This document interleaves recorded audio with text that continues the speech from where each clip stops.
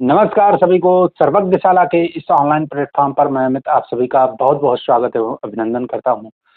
जैसा कि दोस्तों हमारी क्लास अनवरत चल रही है और हम भारतीय संविधान को देख रहे थे और भारतीय संविधान का पार्ट 3 जो कि फंडामेंटल राइट से रिलेटेड भाग है उसको हम कंप्लीट कर चुके हैं।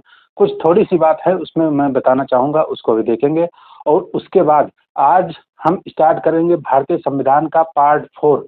बहुत ही इम्पोर्टेंट ये भी पार्ट है और पार्ट 4 को देखेंगे जो कि आपका राज्य के नीति निर्देशक तत्वों से रिलेटेड है, यानी directive principle of state policy से रिलेटेड यह भाग है, जिसमें आर्टिकल आपके 36 से 51 तक हम उसको देखेंगे। तो बहुत ही महत्वपूर्ण चर्चा होने वाली है। थोड़ी सी बात फंडामेंटल राइट्स में बची हुई है, उसको हम कंप्लीट करेंगे। उसके बाद पूरा टोटल आपका जो टॉपिक है अब पूरी तरीके से समाप्त हो जाएगा। फिर नया टॉपिक आपका जो है ये डीपीएसपी का स्टार्ट हो जाएगा। तो आप लोग क्लास को प्रारंभ करने से पहले आप लोगों से आग्रह है कि आप नए हो चैनल को सब्सक्राइब कर दिए और देखिए पूरी क्लास को देखिए, तभी आप समझ पाएंगे कि आपके इस क्लास में आपको जो बताया जा रहा है, जो भी कंटेंट दिया जा रहा है वो आपको कैसा है। और देखने के बाद फिर अपना जो है फीडबैक कमेंट बॉक्स में जरूर ड्रॉप करिए। तो आप विलंब नहीं करेंगे और आज स्टार्ट करेंगे फिर आज की चर्चा को। देखिए, सबसे पहले तो मैंने बताया था कि फंडामेंटल राइट्स जो कि आपके मूल अधिकार हैं। मूल अधिकार वे होते हैं जिसके बिना मानो आपके जो है वह अधूरा है। उसको अगर मान लीजिए आपको भोजन न दिया जाए, आपको जीने का अधिकार न दिया जाए, तो इसके बिना आपका जीवन अधूरा है। तो मूल अधिकार वे हैं जो बहुत बेसिक हैं, बहुत ज़रूरी हैं। बेसिक हैं बट बहुत ज़रूरी हैं आपके लिए, उसके बिना आपका जीवन संचालित होने वाला नहीं है। तो भारतीय संविधान में जो फंडामेंटल राइट्स दिए गए हैं वो बिल्कुल बाकायदा परिभाषित हैं, बहुत अच्छे से दिए गए हैं और उसके लिए उसकी सुरक्षा भी दी गई है। उसी भाग के अंतर्गत दी गई है, जैसा कि मैंने बताया था। सुप्रीम कोर्ट आपका जो है फंडामेंटल राइट से सुरक्षा देता है, हाई कोर्ट भी देता है 226 आर्टिकल के तहत। तो इस प्रकार आपके मूल अधिकार को सुरक्षा भी प्रदान की गई है। लेकिन क्या मूल अधिकार से अगर देखें तो क्या आपके अधिकार कोई नहीं? बिल्कुल है। लेकिन वो आपके जो मूल अधिकार के बाद वो अधिकार मायने रखते हैं आपके जीवन में। जैसे आपको मान लीजिए कोई भी है, जैसे व्यापार आप करना चाह रहे हैं, आपका वोट देने का अधिकार है मान लीजिए। इस प्रकार आप जो अधिकार हैं वो आपके सेकेंडरी अधिकार होते हैं, यानी वो उसके बिना आपका जीवन चल सकता है, लेकिन उसको भी दिया गया है। तो फंडामेंटल राइट से इतर जो आपके अधिकार दिए गए हैं, यानी भाग 3 के बाहर, भारतीय संविधान के पार्ट 3 के बाहर जो आपको अधिकार दिए गए हैं उसकी चर्चा हम पहले देख लेंगे। थोड़ा सा है, 2-4 बातें हैं इसमें बतानी जरूरी है, उसको देखेंगे और फिर उसके बाद में आपका जो है नया टॉपिक स्टार्ट होगा।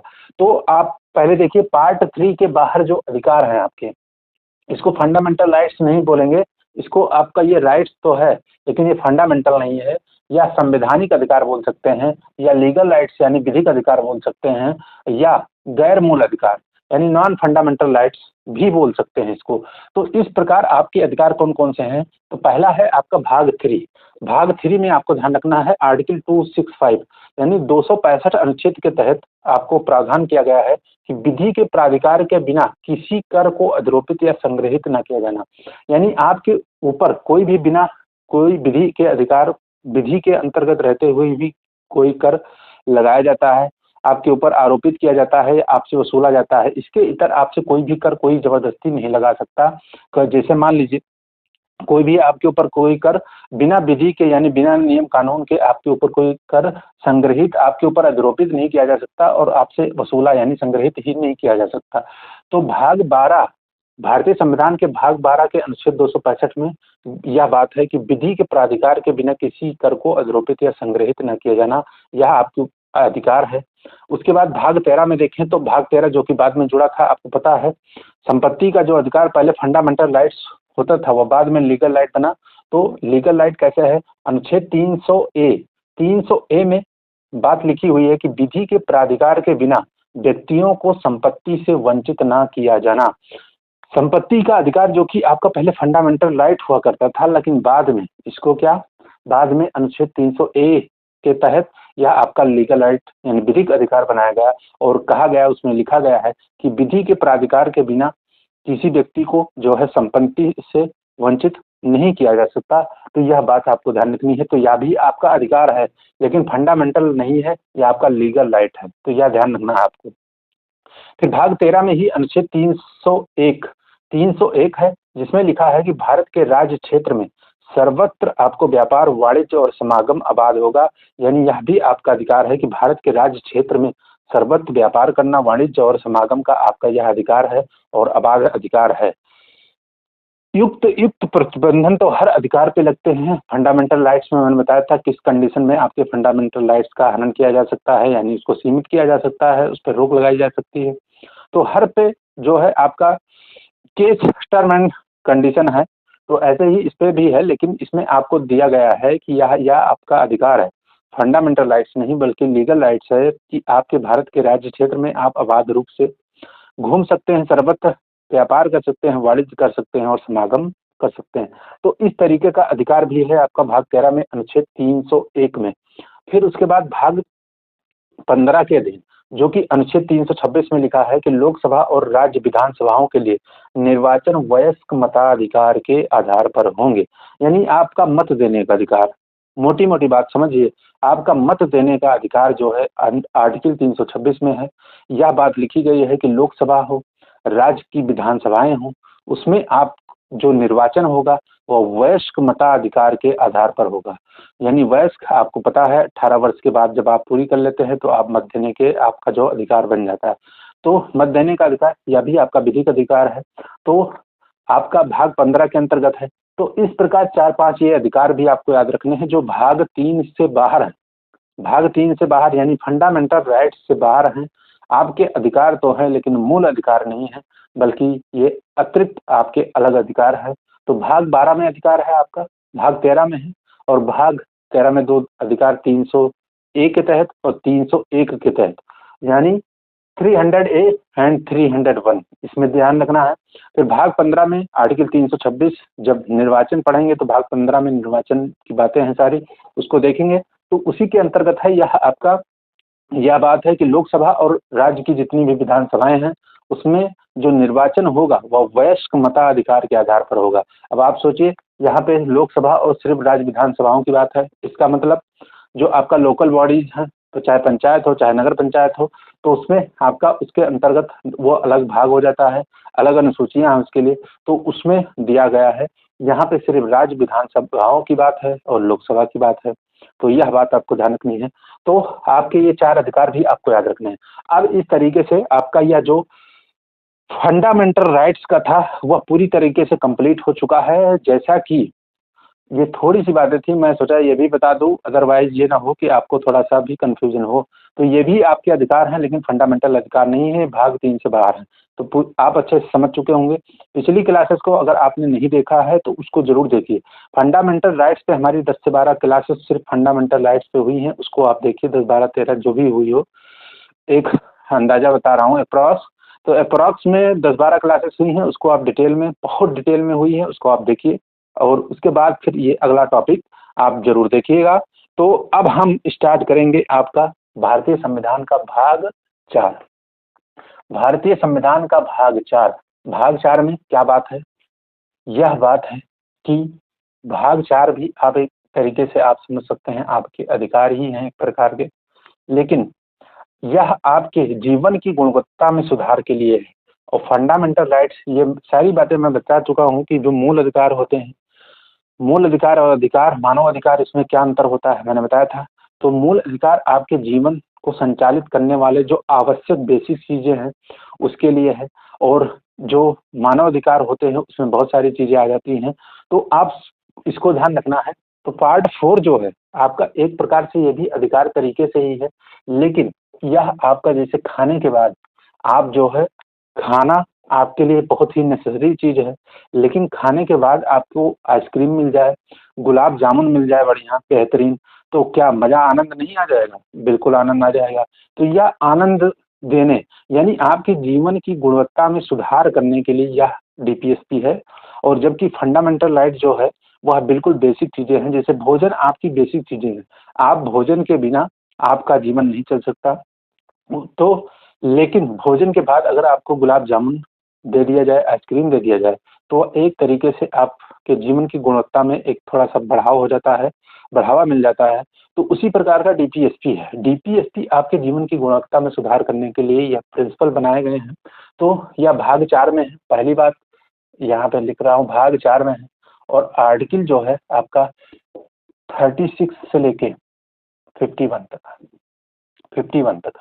तो यह बात आपको याद रखनी है। भाग 4 directive principle of state policy, इसको इंग्लिश में बोलते हैं। राज्य के नीति निर्देशक तत्व, इसको हिंदी में बोलते हैं। तो यह आपको ध्यान रखना है। अब बेसिक बात करें तो इसका आप सामान्य अर्थ समझ लीजिए, मैंने बता दिया है एक छोटे से एग्जाम्पल के तौर पे। जैसे फंडामेंटल राइट्स आपके जीवन की गुणवत्ता में सुधार करने के लिए। तो यह जैसे जब देश की आज़ादी हुई या भारतीय संविधान बनके निर्मित जो तैयार हुआ, तो जब भारतीय संविधान तैयार हुआ तो उस समय अगर बात करें तो भारत की स्थिति आज वर्तमान में वो नहीं है जो पहले हुआ करती थी। उस समय भारत में लोगों के पास जीवन शैली चलाने के लिए, जीवन जीने के लिए आवश्यक मूलभूत चीज़ों का अभाव था। तो जो मूलभूत चीज़ें हैं उसके अभाव होने के कारण तो फंडामेंटल राइट दिए गए।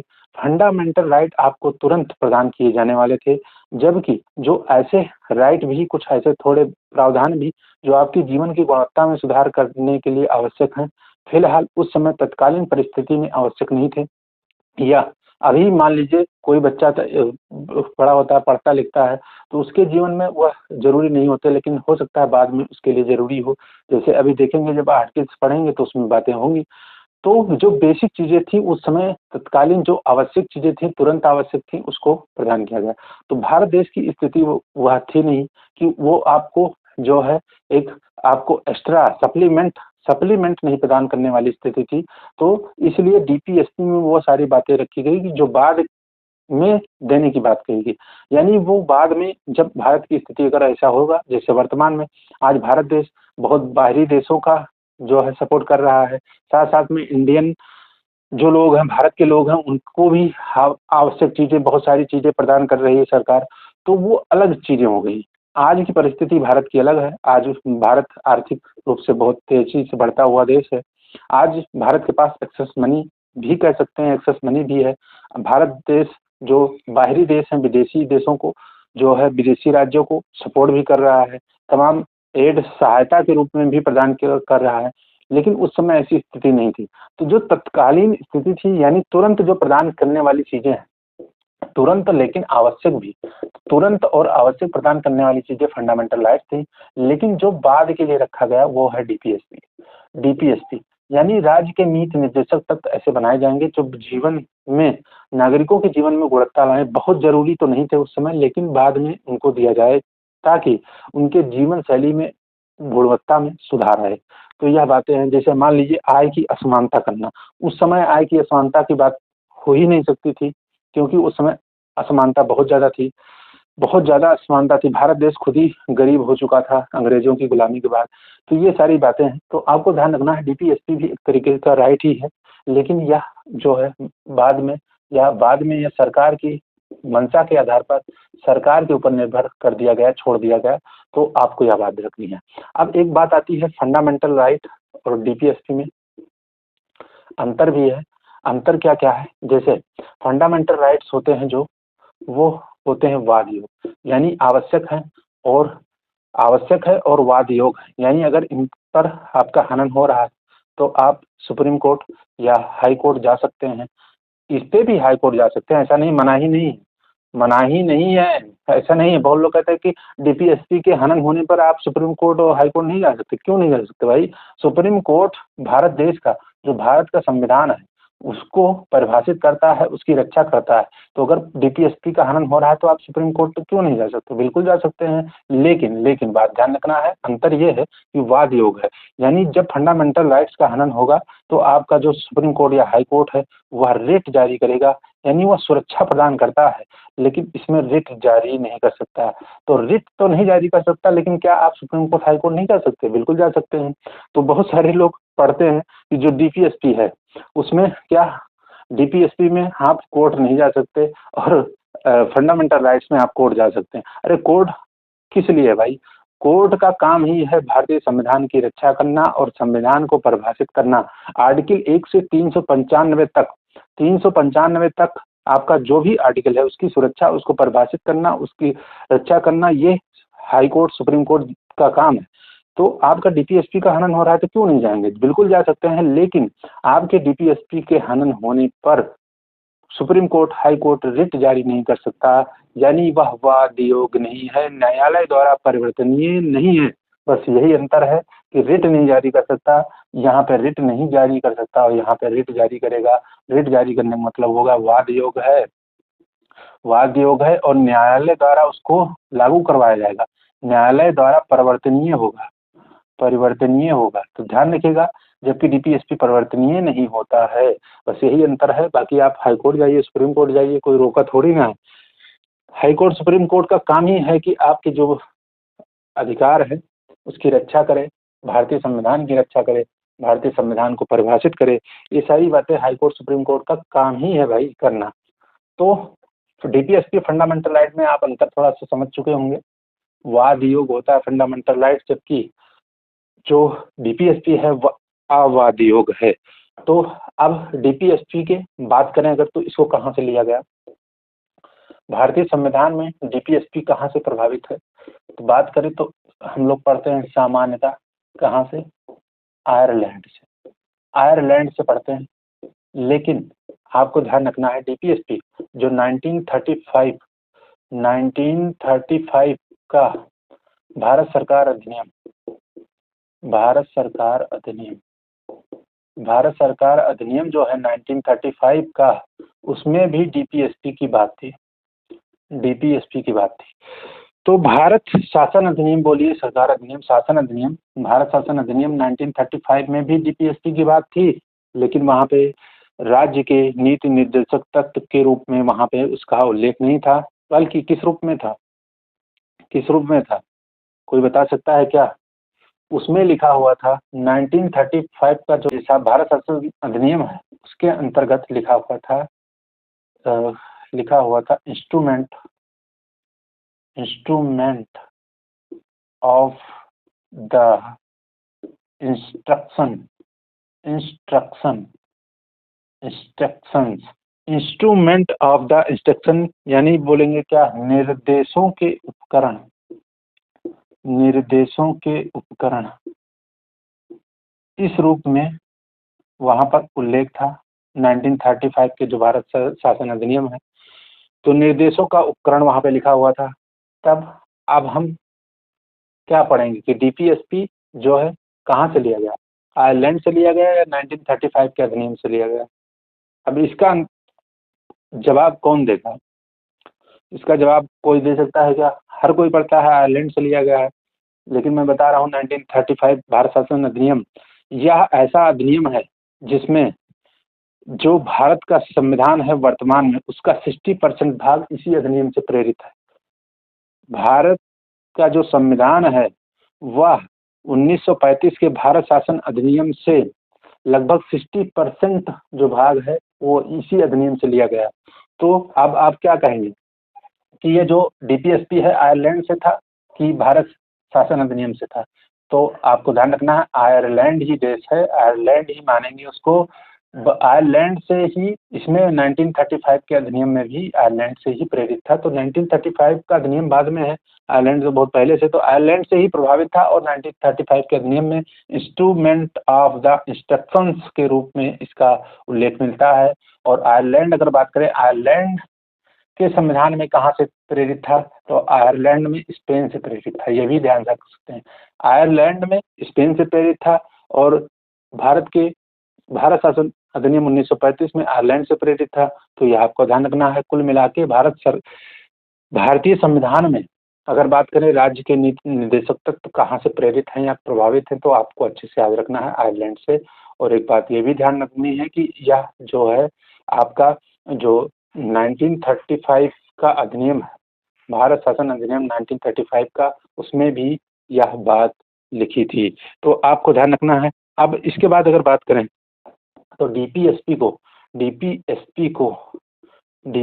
को हम कहते हैं, क्या कहते हैं? सामाजिक आर्थिक न्याय का प्रतीक कहते हैं। सामाजिक, सामाजिक आर्थिक कैसे होता है न्याय? अब तो देखेंगे जब एक एक आर्टिकल पढ़ेंगे तो समझ में आएगा। सामाजिक आर्थिक न्याय का प्रतीक कहते हैं, न्याय का प्रतीक कहते हैं, प्रतीक कहते हैं। यह बात ध्यान रखनी है। और साथ में एक चीज और ध्यान रख सकते हैं, लोक कल्याणकारी राज्य का प्रतीक भी कहते हैं। डीपीएसपी को लोक कल्याणकारी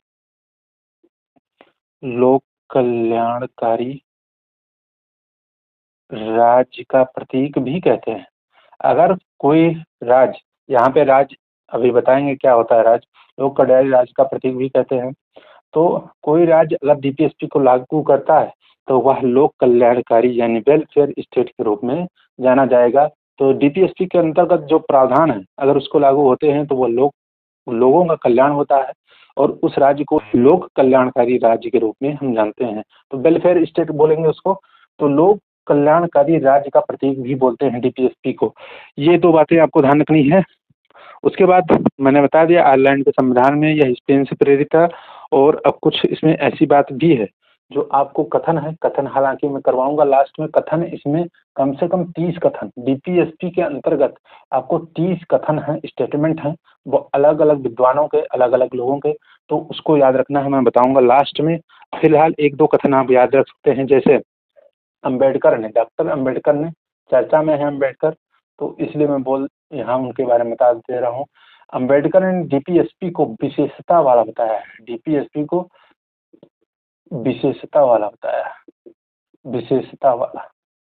उसके बाद में आपको ध्यान रखना है ग्रेनविल ऑस्टिन का भी कथन याद रखिए। ग्रेनविल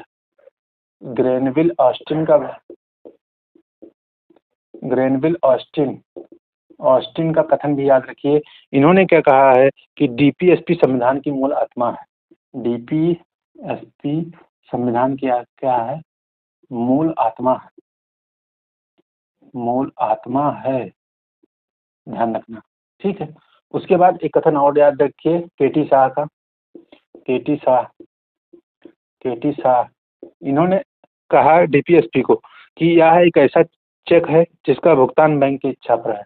ऐसा चेक है, बिल्कुल है, ऐसा चेक है जिसका भुगतान बैंक की इच्छा पर है। बैंक कौन है? सरकार। ऐसा चेक है जिसका भुगतान बैंक की इच्छा पर है, भुगतान बैंक की इच्छा पर है, बिल्कुल है। कैसे है पढ़ेंगे। जो न्यायालय द्वारा वाद योग्य नहीं है इसीलिए रखा गया है, क्योंकि सरकार ऐसा जो है करे न करे, बहुत जबरदस्ती नहीं है, हालांकि करती है सरकार, भुगतान बैंक की इच्छा पर है। तो केटी शाह ने कहा कि डीपीएसपी ऐसा चेक है जिसका भुगतान बैंक की इच्छा पर निर्भर करता है। तो केटी शाह का भी कथन आपको ध्यान रखना। तो ये सारी बातें हो गई। अब हम चलेंगे क्या, अब हम आएंगे अपने राज्य के निर्देशक तत्वों में। आर्टिकल 36 से 51 की चर्चा देखेंगे। 36 में क्या बात लिखी है उसको पहले पढ़िए सबसे पहले। तो 36 में बात है कि नीति निर्देशक तत्वों के संदर्भ में राज्य की परिभाषा वही है जो भाग 3 में अनुच्छेद 12 में है। बस इतनी बात लिखी है। अब यहाँ बहुत लोग पढ़ते हैं 36 में राज्य की परिभाषा है, राज्य की परिभाषा है, कहीं पे ऐसा नहीं लिखा है राज्य की परिभाषा है। वहाँ पे ये लिखा है कि राज्य की वही परिभाषा है जो भाग 3 में अनुच्छेद 12 में है। तो भाग 3 में अनुच्छेद 12 में है, मैंने बताया था कि संसद द्वारा निर्मित कोई संस्था या सरकार द्वारा फंडेड कोई संस्था या राज्य विधानमंडल द्वारा निर्मित कोई संस्था, तो इस तरीके से विधि द्वारा स्थापित कोई भी संस्थाएं हैं वो राज्य के अधीन आती हैं। या वह प्रांत वाला, ध्यान रखिएगा, इसको भी स्टेट बोलते हैं लेकिन वह प्रांत नहीं है। जैसे भारत में राज्य है, उत्तर प्रदेश राज्य, वो राज्य नहीं है। राज्य के अंतर्गत क्या क्या आता है आर्टिकल 12 में मैंने बहुत डिटेल में बताया था। तो वही जो राज्य, जब यहाँ पे डीपीएसपी में जहाँ राज्य दिखेगा वहाँ ये मत समझ लिएगा ये उत्तर प्रदेश, ये एमपी, इसकी बात हो रही है। वहाँ पे राज्य की बात वही है जो आर्टिकल 12 में लिखी थी कि संसद के विधि के द्वारा निर्मित कोई संस्थान है, स्थापित संस्थान है, या सरकार द्वारा फंडेड कोई संस्थान है, या राज्य विधानमंडल के द्वारा कोई भी संस्थान निर्मित किया गया है। तो ऐसी संस्थाएं जो भी हैं वो कुल आपका जो है राज्य के अंतर्गत आएंगी। तो राज्य की परिभाषा वही होगी जो आर्टिकल 12 में दिया गया है। तो 36 में एक तरीके से राज्य की परिभाषा है। तो वहाँ पे भी है, यहाँ पे भी है। यहाँ पे रखना इसलिए जरूरी था क्योंकि जब आगे राज्य हर जगह पढ़ेंगे तो कंफ्यूजन ना हो, लोगों को ये समझ आए कि राज्य वही राज्य है जो आर्टिकल 12 में है। तो अनुच्छेद 36 के अंतर्गत यह बात लिखी है कि नीति निर्देशक तत्वों के संदर्भ में राज्य की वही परिभाषा होगी जो भाग 3 में अनुच्छेद 12 में है। तो 36 हो गया। 37 की बात करें तो इसमें यह बताया गया है कि डीपीएसपी को न्यायालय द्वारा परिवर्तनीय न होते हुए भी देश के शासन में मूलभूत माना गया है तथा विधि बनाने में इस सिद्धांतों को लागू करना राज्य का कर्तव्य होगा। तो डीपीएसपी जो कि न्यायालय द्वारा परिवर्तनीय नहीं है, यानी वाद योग्य नहीं है, फिर भी अगर सरकार जो है कोई विधि बनाती है तो डीपीएसपी के सिद्धांतों को जो है अपनी विधि में शामिल करेगी ताकि एक वेलफेयर स्टेट की स्थापना हो सके। तो राज्य नीति निर्देशक तत्वों के सिद्धांत यही है, सिद्धांत है, और एक सिद्धांत को राज्य जो है देश के विधि बनाने में जब इन सिद्धांतों को शामिल करेगी तो जाहिर सी बात है उसमें एक अच्छे लोक कल्याणकारी राज्य की स्थापना हो सकेगी। तो आर्टिकल 37 में डीपीएसपी को न्यायालय द्वारा परिवर्तनीय न होते हुए भी देश के शासन में मूलभूत माना गया है, यानी देश के शासन में मूलभूत माना गया है, और विधि बनाने में अगर इन सिद्धांतों को लागू करता है राज्य तो यह राज्य का कर्तव्य है लागू करे। तो यह बात आपको ध्यान रखनी है आर्टिकल 37 में। अभी तक 36 37 जैसे वहां पे पढ़े थे फंडामेंटल राइट में, फंडामेंटल राइट में पढ़े थे क्या, आर्टिकल 12 में राज्य की परिभाषा थी, राज्य की परिभाषा थी। आर्टिकल 13 में पढ़े थे विधि विधि विधि के बारे में पढ़े थे। उसी प्रकार आपका इसमें भी है डीपीएसपी में 36 में आपका नीति निर्देशक तत्व के जो है राज्य की जो परिभाषा है वह किया गया है, और 37 में यह बात लिखी गई है कि देश के मूल शासन में यह मूलभूत है, हालांकि न्यायालय द्वारा परिवर्तनीय नहीं है फिर भी यह मूलभूत है, और विधि बनाने में इस सिद्धांतों को लागू करना यह राज्य का कर्तव्य होगा। तो यह बात 36 37 हो चुकी है। अब 38 को देखें। 38 तो 38 का जो पहला भाग है उसमें देखिए राज्य इस प्रकार की व्यवस्था बनाएगा, किस प्रकार की, इस प्रकार की व्यवस्था बनाएगा जिससे क्या हो, सामाजिक आर्थिक और राजनीतिक न्याय की स्थापना हो सके। सामाजिक न्याय, जैसा कि आप देखते हैं समाज में बहुत सारा आपका दुर्भावना भेदभाव ये सब होता है, तो सामाजिक न्याय हो। आर्थिक न्याय कैसे होगा, जैसे असमानता है बहुत, आपके आय व्यय में, बहुत लोगों के इनकम में बहुत सारी चीजें हैं, तो आर्थिक समानता हो। राजनीतिक समानता कैसे हो, राजनीतिक न्याय की क्या इस कैसे बात होगी, तो राजनीतिक न्याय में जैसा कि सबका पार्टिसिपेशन हो, पॉलिटिक्स के अंतर्गत राजनीतिक न्याय हो, सबको जो अधिकार हो कि वह भी प्रधानमंत्री और राष्ट्रपति और मुख्यमंत्री बन सके, चुनाव लड़ सके, तो ये राजनीतिक न्याय हो गए। तो राज्य इस प्रकार की व्यवस्था बनाएगा जिससे कि क्या हो, देश में सामाजिक आर्थिक राजनीतिक न्याय की स्थापना हो सके। तो पहला भाग यह है 38 का पहला भाग। उसके बाद इसका दूसरा भाग, आपको 38 का दूसरा भाग भी याद रखना है। तो दूसरे भाग में अगर बात करें तो यह जो है 44वें संविधान, ये मूल संविधान में नहीं था। जो इसका दूसरा भाग है ये मूल संविधान में नहीं था, ये बाद में जोड़ा गया है। 44वें संविधान संशोधन 1978 द्वारा जोड़ा गया, और इसमें यह बात है कि आय, प्रतिष्ठा, सुविधाओं तथा अवसरों की असमानताओं, ध्यान रखिएगा। और एक बात याद रखिएगा, ये सामाजिक आर्थिक एवं राजनीतिक न्याय, ये अगर बात करें तो ये और कहाँ पे उल्लेख मिलता है भारतीय संविधान में, कहाँ पे उल्लेख मिलता है, याद है कि सब कुछ भूल जा रहे हैं आप, याद है कि नहीं है? तो यह आपका जो है प्रस्तावना में भी देखने को मिलता है, सामाजिक आर्थिक राजनीतिक न्याय। तो अगर बात करें सामाजिक आर्थिक, क्वेश्चन आ चुका है, कई बार एग्जाम में आया है कि सामाजिक आर्थिक राजनीतिक न्याय का उल्लेख भारतीय संविधान में कहाँ मिलता है। तो कहाँ मिलेगा, आपको प्रस्तावना में भी मिलेगा और डीपीएसपी में भी मिलेगा। तो यह बात आपको ध्यान रखनी। फिर भाग 2 में 44वें संविधान संशोधन द्वारा जोड़ा गया, 1978 का संशोधन है, और यह संशोधन 1989 में लागू हुआ था। यह बात भी आपको याद रखनी है, क्योंकि अगर आप क्वेश्चन पूछ लिया कि भारतीय ये जो 44वां संविधान संशोधन है कब लागू हुआ, तो 100% में से कम 90% लोग यही कहेंगे 78, क्योंकि 1978 ही पढ़ते आए हैं। तो 1978 में हुआ था, लेकिन 1979 में लागू हुआ था, यह बात आपको ध्यान रखनी है।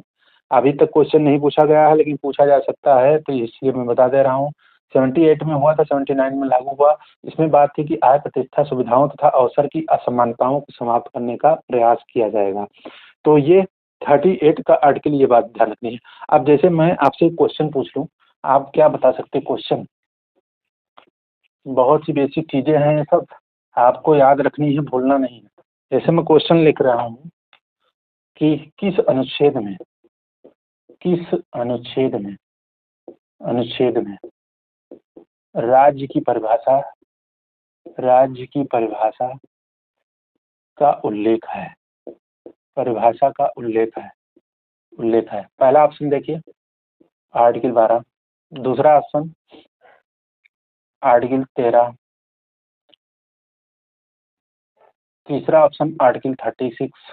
चौथा ऑप्शन आपका 12 व 36। अब बताइए, पहला ऑप्शन है आर्टिकल 12, दूसरा है आर्टिकल 13, तीसरा है आर्टिकल 36 और चौथा ऑप्शन है 12 व 36। 12 व 36। तो किस अनुच्छेद में राज्य की परिभाषा है, आप बता सकते हैं क्या? बिल्कुल, तो चौथे में होगा 12 और 36। 12 व 36 दोनों में उल्लेख है। यहाँ से मैं हटा दे रहा हूँ, ऑप्शन चेंज कर रहा हूँ, यहाँ लिख दे रहा हूँ 36। अब बता दीजिए, अब बताइए कौन सा आंसर होगा, बता सकते हैं क्या? बता सकते हैं, 12 भी है, 36 भी है, 13 है। एक मिनट, यहाँ मैं चेंज कर दे रहा हूँ, यहाँ पर 37 कर दे रहा हूँ, नहीं तो 36 36 रिपीट हो जाएगा। अब बताइए, 12, 13, 37 और 36 कौन से आर्टिकल में राज्य की परिभाषा का उल्लेख है? ये आपका आंसर नहीं होगा। आंसर क्या होगा? ये होगा, क्योंकि 12 में बिल्कुल डिटेल में दिया गया है, और ये जो 36 है इसमें यही बात लिखी है कि नीति निर्देशक तत्वों के संदर्भ में राज्य की परिभाषा वही होगी जो भाग 3 में आर्टिकल 12 में है। तो इसलिए ये आंसर नहीं होगा, बल्कि आंसर क्या होगा? 12 होगा। फिर अगर बात करें तो यहाँ पे फिर चेंज कर दे रहा हूँ, आर्टिकल क्या कर दूँ, 14 कर दे रहा हूँ। अब बताइए कौन सा आंसर? अब तो जाहिर सी बात है यही आंसर होगा। तो क्वेश्चन के हिसाब से आपको आंसर करना है। राज्य की परिभाषा का उल्लेख आर्टिकल 12 और 36 दोनों में है। हालांकि विस्तृत रूप में 12 में मिलती है, 36 में सिर्फ यही बात है कि आपका जो राज्य की परिभाषा वही होगी जो आपका आर्टिकल 12 में निहित है। तो यह बात आपको ध्यान रखनी है। ये बात हो गई, और ये बात, दूसरी बात ये इंपॉर्टेंट है, आपको ध्यान रखना, सामाजिक, आर्थिक, राजनीतिक न्याय। क्वेश्चन पूछा जा चुका है, सामाजिक, आर्थिक एवं राजनीतिक न्याय का उल्लेख कहाँ मिलता है, कहाँ मिलता है? तो इस पे भी क्वेश्चन बना सकते हैं। पहला ऑप्शन ले लीजिए, प्रस्तावना में।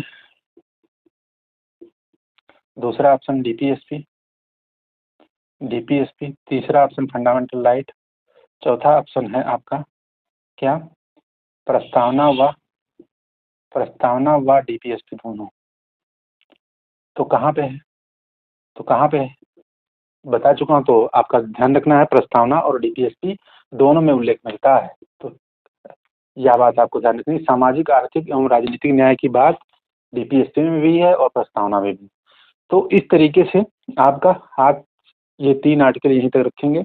उसके बाद, क्योंकि आपका जो 39 नंबर का आर्टिकल है, 39 वाला, वो बहुत बड़ा है, उसमें 6 बातें हैं, बहुत बड़ा है। और साथ में पूरे डीपीएसपी का अगर मुझसे पूछे कोई सबसे मोस्ट इम्पोर्टेंट आर्टिकल कौन है, तो यही है। तो इसलिए इसको देखेंगे अगली क्लास में, उस पर डिटेल चर्चा करेंगे। तो आज की क्लास आप सबको कैसी लगी कमेंट बॉक्स में जरूर बताइएगा। क्लास अच्छी लग रही हो तो अपने दोस्तों सहपाठियों के साथ शेयर भी करिए, और एक प्यारा सा फीडबैक अपना कमेंट बॉक्स में जरूर डाला करिए, ताकि मुझे पता चलता रहे कि हमारे द्वारा किए गए प्रयासों को आप किस रूप में देखते हैं, मनोरंजन के रूप में देखते हैं, पढ़ाई के रूप में देखते हैं। तो हमारी परिश्रम का आप जो है उसका फीडबैक देना आप बिल्कुल मत भूलिए, और साथ में आपका सपोर्ट निरंतर मिलता रहे। क्लास अच्छी लगी हो तो कमेंट बॉक्स में अपना बताइएगा, और दोस्तों सहपाठियों के साथ शेयर भी करिएगा। तो मिलेंगे नेक्स्ट क्लास में, तब तक के लिए आप सभी को राधे राधे, जय श्री कृष्णा।